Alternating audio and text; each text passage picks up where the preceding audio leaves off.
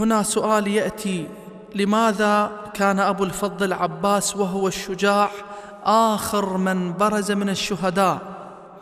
طبعا الجواب أنه تقدم مرارا إلى الإمام الحسين سلام الله عليه طالبا المبارزة، ولكن الإمام الحسين سلام الله عليه كان يبكي ويخاطبه: أخي أنت صاحب لوائي، إذا مضيت يؤول جمعي إلى الشتات ويتفرق عسكري. ولذلك كان سلام الله عليه آخر مبارز من جموع الشهداء بين يديه قبل الطفل الرضيع. كان أبو الفضل العباس سلام الله عليه وسيما جميلا، أقبل بهذه الهيئة وهو يتفجر حمية بأبي وأمي، ينادي: سيدي أبا عبد الله، أما من رخصة فأتقدم للقتال بين يديك. تأمل هذه اللحظة، الحسين واقف، علي الأكبر شهيد، القاسم شهيد، عبد الله ابن مسلم شهيد، أهل بيته شهداء، كل واحد منهم يكسر الظهر طبعا، وخلفه أرامل ويتامى ينتظرون الأسر. ما عنده غير أبي الفضل العباس يأذن له، يعز على الإمام الحسين، لا يأذن، هذا غير ممكن، شاء الله. فيسأل العباس: أبا عبد الله، أما تأذن لي؟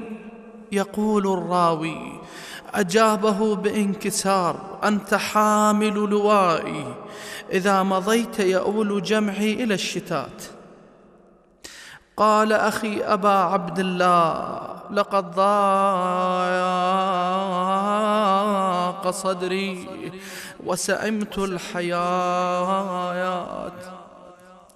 صاح حسين يا خويا يا عباس، يا نور العين، يا تاج على الراس،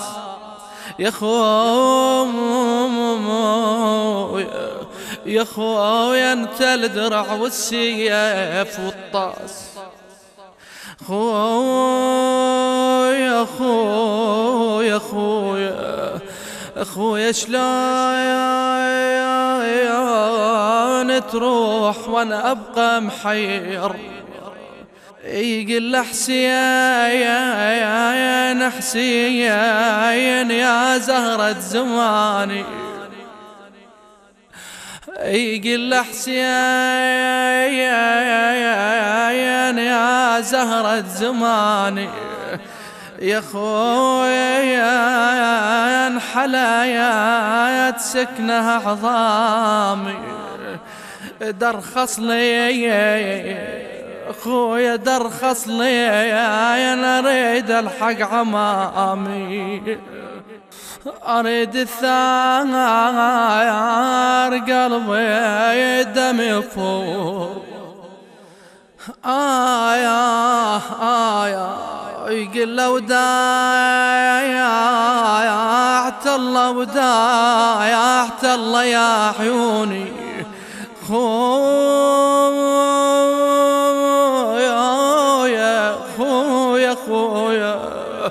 خويا نيتكم وحيدي تخلوني، يا بعدكم يا اخوتي خابت ظنوني، يا وعلى خيمي يا خويا القوم تفتر. قال: أخي إذا كان ولا بد فاطلب لهؤلاء الأطفال والعلويات قليلا من الماء. جاء إلى الخيل، الأطفال هرعوا إلى عمهم، صاحوا عماه العطش العطش. سمع سكينة تنادي: عماه عماه العطش العطش.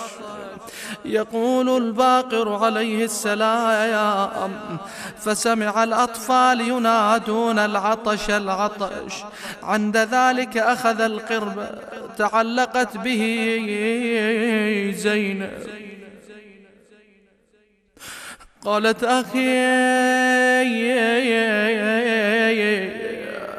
أخي أبا الفاضل، الوداع الوداع، يعني أخاف ما ترجع بعد. قبلها في رأسها وقال الوداع الوداع. لكن زينب يا منوخ الهودج على الباب، يا منوخ الهودج على الباب، اليمنا يا شدا وياك وعتاد.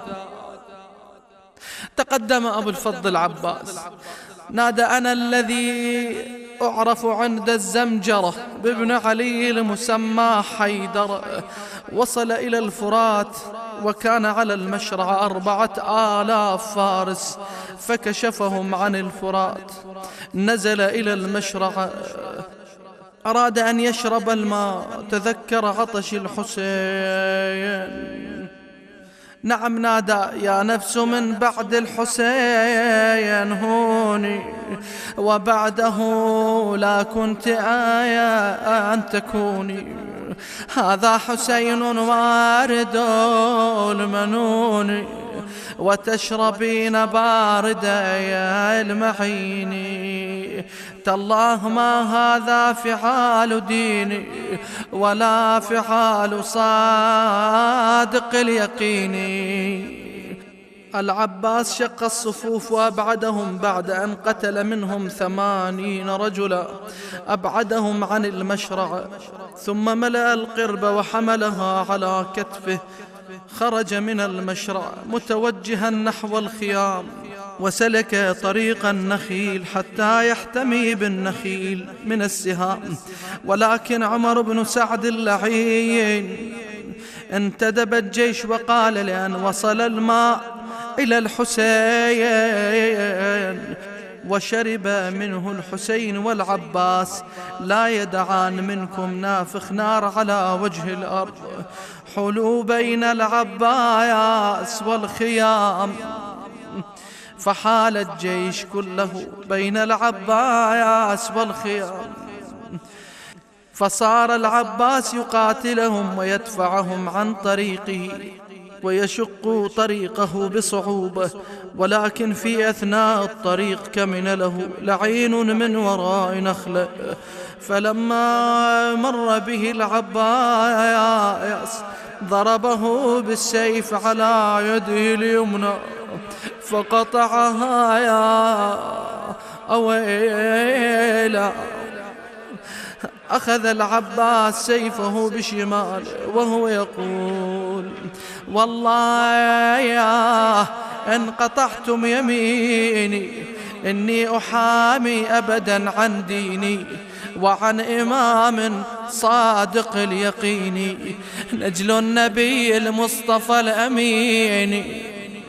وصار يهرول نحو الخيام ويسرع في سيري، فكمن له لعين آخر وراء نخلة ضربه على يده اليسرى فقطعها، فسقط السيف من يده، فضم القرب إلى صدره وصار يسرع نحو الخيام.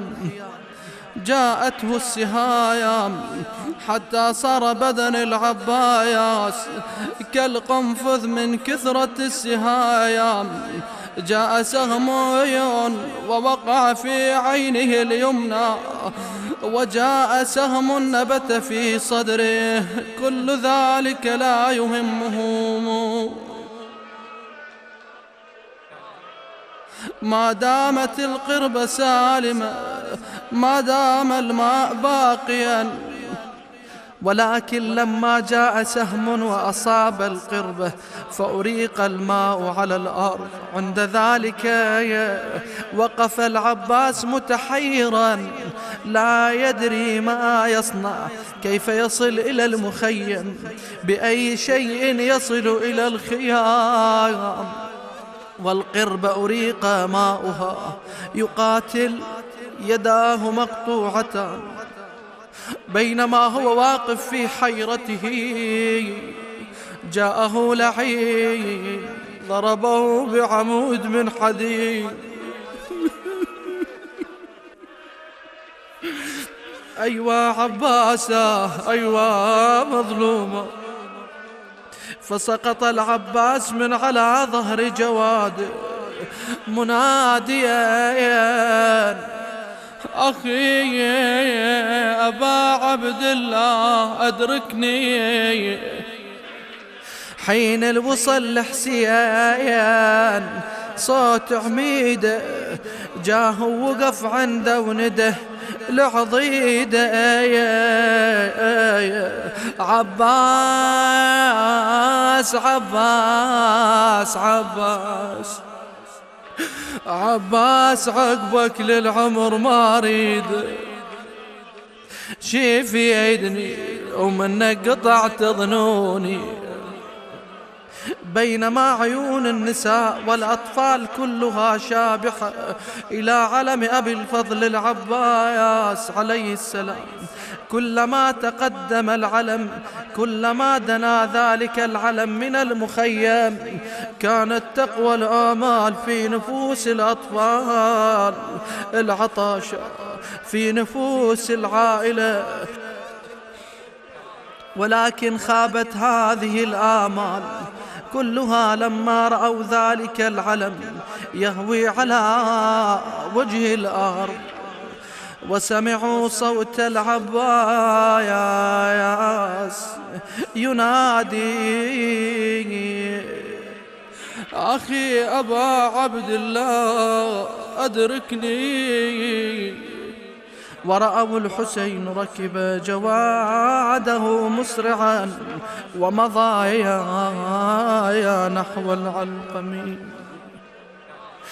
تعنى يا من الخيام، تعنى من الخيام للعلقم حسين يصيح بصوت يا عضيدي وقعت وين وقعت وين. بعد ما شوف دربي يا ضوى العين يا خويا الكون كله بعين يظلم يا خويا العلم وينه يا خويا العلم وينه وين جوده يا خويا العلم وينه يا وينه وين جوده هم يرجع زماني يا زماني هم يرجع زماني وهم يعودك أو شمل اللي تشتت بيك يلتيم. وما كانت إلا ساعة وإذا بالحسين قد رجع ماشيا على قدميه يقود فرسه وراءه يكفكف دموعه بطرف كمه. استقبلته ابنته سكينة أبا يا حسين أبا يا حسين أين عمي العباس. فانتحب الحسين باكيا وقال بني عظم الله لك الأجر بعمك العباس فلقد تركته على شاطئ العلقم مقطوع اليدين مرضوض الجبين. لما سمع زينب صاحت ويا أخا وعباسا ويا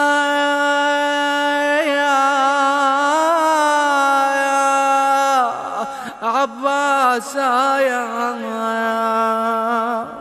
إنا لله وإنا إليه راجعون.